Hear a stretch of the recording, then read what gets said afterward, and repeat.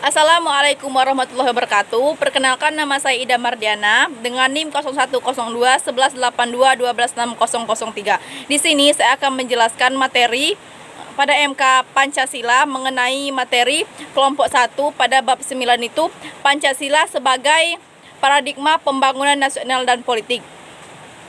Di sini saya akan menjelaskan pokok pembahasan yang pertama itu adalah pengertian paradigma, kemudian adalah Pancasila sebagai paradigma pembangunan, dan yang ketiga adalah Pancasila sebagai paradigma pembangunan politik. Yang pertama itu adalah pengertian paradigma, di mana adalah suatu asumsi-asumsi dasar dan teoritis yang umum atau merupakan suatu sumber nilai sehingga merupakan suatu sumber hukum, metode, serta penerapan dalam ilmu pengetahuan sehingga sangat menentukan sifat, ciri, serta karakter ilmu pengetahuan itu sendiri. Kemudian untuk ada beberapa menurut para ahli terdapat 4 pengertian menurut para ahli. Yang pertama itu adalah menurut Prijap Capra pada tahun 1991. Dalam bukunya itu berjudul Tao of Physics menyatakan bahwa paradigma adalah asumsi dasar yang membutuhkan bukti pendukung atau asumsi-asumsi yang disampaikannya dalam menginterpretasikan realitas sejarah ilmu pengetahuan. Yang kedua itu adalah menurut Thomas Kuhn pada tahun 1962. Paradigma itu adalah hasil beberapa kajian yang digabungkan menjadi satu, di mana dalamnya terdiri atas seperangkat konsep, nilai teknik yang digunakan secara bersamaan oleh suatu komunitas untuk menentukan keabsahan suatu masalah serta solusinya. Dan yang ketiga adalah menurut Roy Bhaskar pada tahun 1989. Paradigma itu merupakan seperangkat asumsi yang dianggap benar apabila melakukan suatu pengamatan yang dapat dipahami dan dipercaya serta dapat diterima. Dan yang terakhir itu adalah menurut Robert Friedrich pada tahun 1970. Menurutnya itu adalah pandangannya bahwa paradigma itu adalah dasar pandangan disiplin pada sebuah materi pelajaran yang harus dipahami. Adapun unsur-unsur paradigma itu sendiri, Hedi Seri Ahimsa Saputra pada tahun 2009 mendefinisikan paradigma itu sebagai seperangkat konsep yang berhubungan satu sama lain secara logis membentuk sebuah kerangka pemikiran yang berfungsi untuk memahami, menafsirkan, dan menjelaskan kenyataan dan atau masalah yang harus dihadapi. Adapun Hedi pada perspektif ilmu sosial budaya selanjutnya mengurai unsur-unsur paradigma itu terdiri dari 9. Yang pertama itu ada asumsi-asumsi atau anggapan-anggapan dasar atau basic assumption. Yang kedua itu adalah nilai-nilai. Yang ketiga adalah model-model. Keempat, masalah yang diteliti atau yang ingin dijawab. Yang kelima adalah konsep-konsep pokok. Yang keenam adalah metode-metode penelitian. Yang ketujuh adalah metode-metode analisis. Yang kedelapan adalah hasil analisa atau teori. Dan yang terakhir adalah representasi atau penyajian. Adalah Pancasila sebagai paradigma. Pancasila sebagai paradigma pembangunan itu adalah pembangunan nasional dilaksanakan dalam kerangka mencapai masyarakat adil dan makmur. Pembangunan nasional merupakan perwujudan nyata dalam meningkatkan harkat dan martabat manusia Indonesia sesuai dengan nilai-nilai kemanusiaan dan tujuan negara yang tercantum dalam pembukaan Undang-Undang Dasar 1945. Adapun tujuan negara dalam pembukaan Undang-Undang Dasar 1945. Yang pertama di sini adalah tujuan negara adalah hukum formal, kemudian adalah tujuan negara hukum material, tujuan negara internasional, dan terakhir adalah paradigma pembangunan nasional mengandung suatu konsekuensi. Adapun Pancasila sebagai paradigma pembangunan harus memperhatikan konsep-konsep. Yang pertama adalah Pancasila harus menjadi kerangka kognitif dalam identifikasi diri sebagai bangsa. Yang kemudian adalah Pancasila sebagai landasan pembangunan nasional. Yang ketiga adalah Pancasila merupakan arah pembangunan nasional. Dan yang keempat, Pancasila merupakan etos pembangunan nasional. Dan yang terakhir adalah Pancasila merupakan moral pembangunan masyarakat. Jika ditanyakan kedudukan Pancasila sebagai paradigma pembangunan nasional itu adalah mengandung konsekuensi bahwa pembangunan nasional yang termuat di dalam sila-sila Pancasila. Ini berarti bahwa nilai Pancasila menjadi instrumen utama dan pedoman arah pembangunan nasional yang akan dilakukan. Adapun visi dan misi pembangunan nasional tahun 2015 sampai dengan tahun 2025. Visi yang pertama itu Indonesia yang mandiri, maju, adil dan makmur.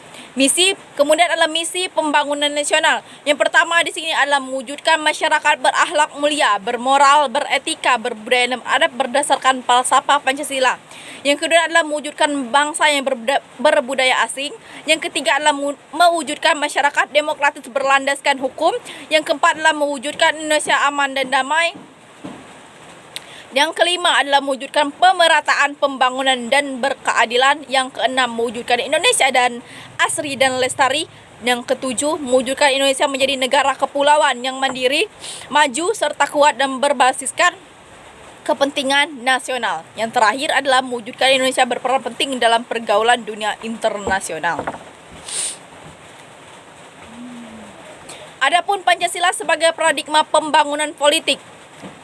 Yang pertama adalah Pancasila sebagai paradigma pengembangan sosial politik itu diartikan bahwa Pancasila itu bersifat sosial politik, bangsa dalam cita-cita bersama yang ingin diwujudkan dengan menggunakan nilai-nilai dalam Pancasila.